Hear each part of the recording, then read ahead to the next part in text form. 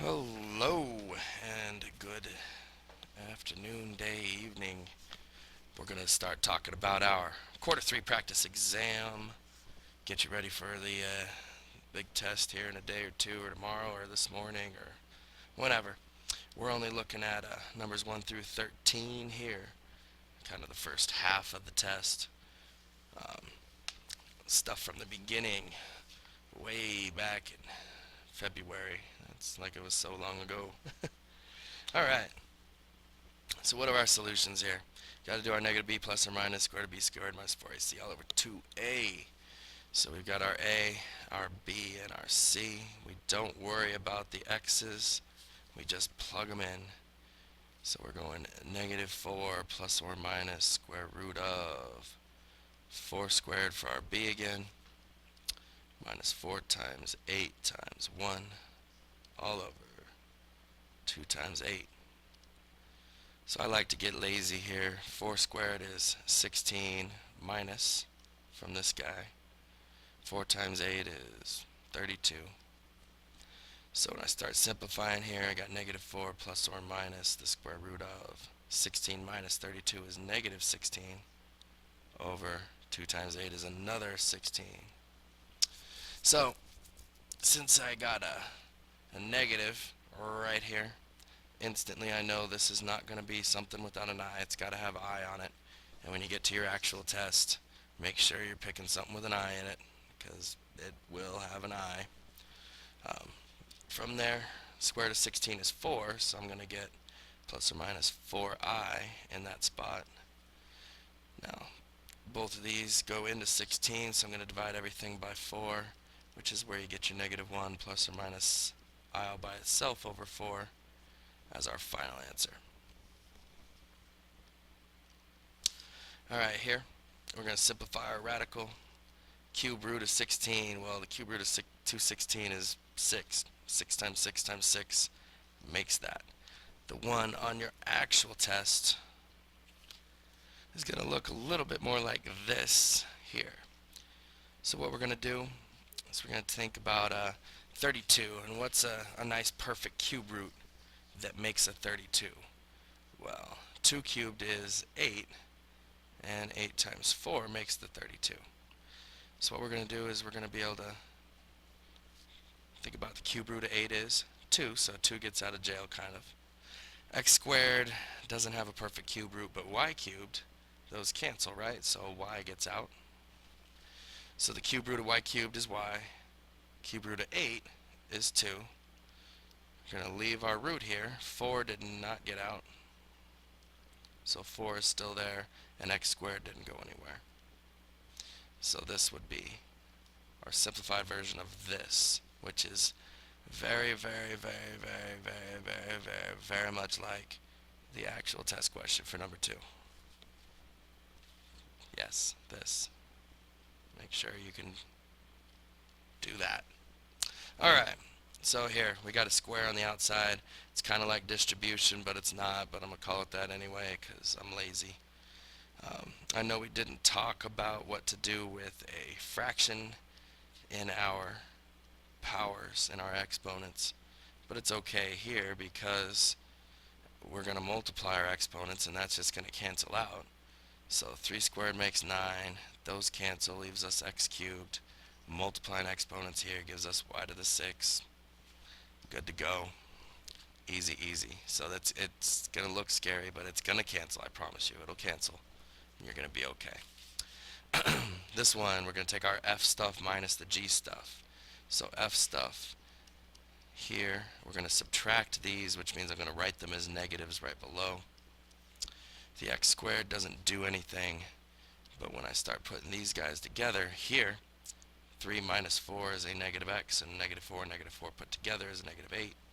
And that's really, really simple stuff. Should be able to get that.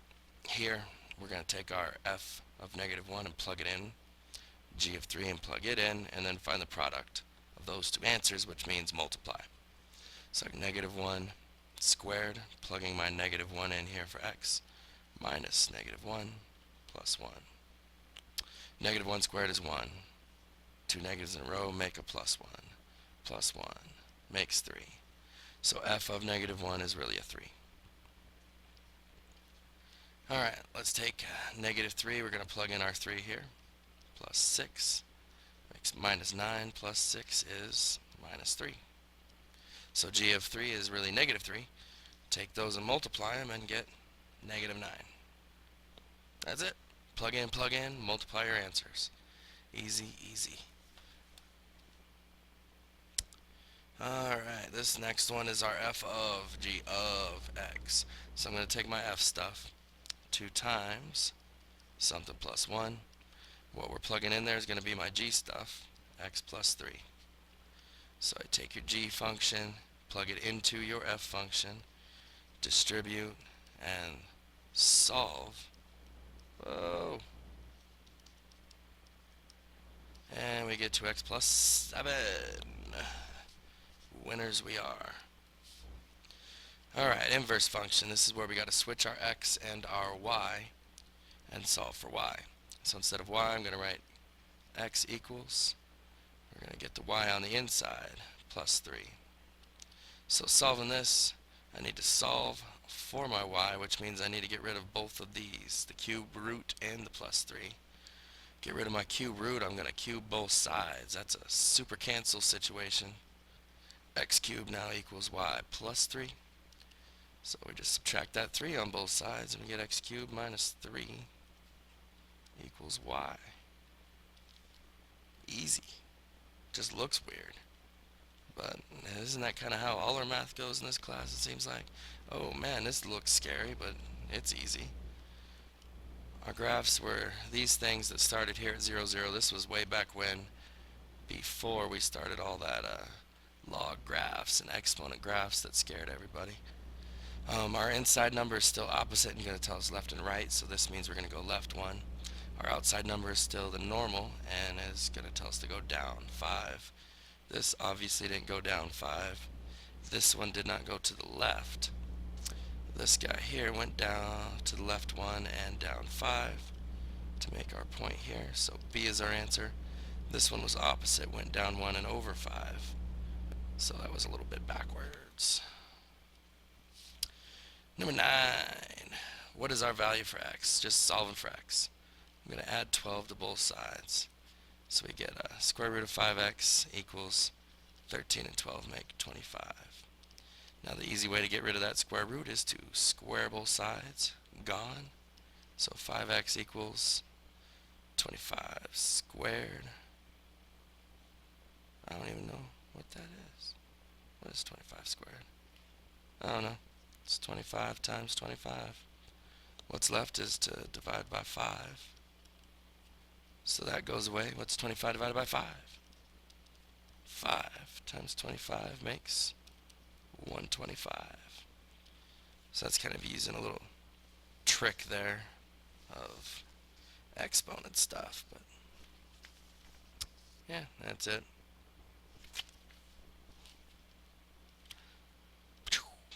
Alright, number 10. How many DVDs can you produce for a cost of this? That literally just saying take this number and plug it in. So we get 800 equals 90n to the 1/3 power plus 350. Now we might be already deciding that you're not going to do this question because of this guy. But we'll show you how that's pretty easy to deal with here in a second. First, we need to start solving. We got to subtract first, and that's going to be 450 equals 90 n to the 1/3. Divide by 90. 0 goes away. It's literally just 5. So n to the 1/3 power equals 5. If I want to get rid of that power, I know I can, if I use another power here, it's going to multiply. So I want to, what do I multiply a third by to make it go away is 3. 1/3 times 3 goes away and leaves 1. 5 cubed is 125. Oh my goodness. Is that 2 answers in a row? Would have been 125? I guess so. Good times out here. Multiplying, this means box method. Draw box. I'm gonna bet my box looks a little bit neater than yours, but doesn't matter. Multiply away. We get our 4 here, our minus I here, plus 8I, and minus 2I squared. This being our most important one here to look at. Make sure we get that little square on our I. So the 4 comes down, 8 and minus I means that's plus 7I, and then minus 2I squared. What we need to remember about our I squared is I squared is really negative 1. So this really just changes that, and we cancel out the I squared and make it positive. 4 plus 2 makes 6 plus 7I. Answer. Cool. Alright, these graphs. It's a regular 2 here. That means things are going to start going upwards. So our graphs are not going to look like these guys. These were if we had our fraction to a power, or if we had our like 2 to a negative x going on. Those are the types of things that would make the graphs go this direction. So just remembering that, it's got to be B or D. These ones all start here, so you just got to decide which one of these moved properly. The 1 on the inside means we're going to move left. The 3 means move up 3. So I'm going to check this one. Did this one go left and up 3? No, it doesn't hit that point. Left and up 3. Yes, it does. Alright, and our last one on this little section here, 13. Our log graphs all looked like this, more or less. So we're just trying to figure out where did this one go. Well, it went from here. Our asymptote is still here, so we went over to this point. 1, 2, 3, 4, so it looks like plus 4. Now if we're going to the right, that better be a negative on the inside, and that's looking like A. A is our winner. And that's it for part 1. Please, please, please go ahead and hit yourself over to the next video and check out part 2. I promise you it'll be exciting. Make some good choices.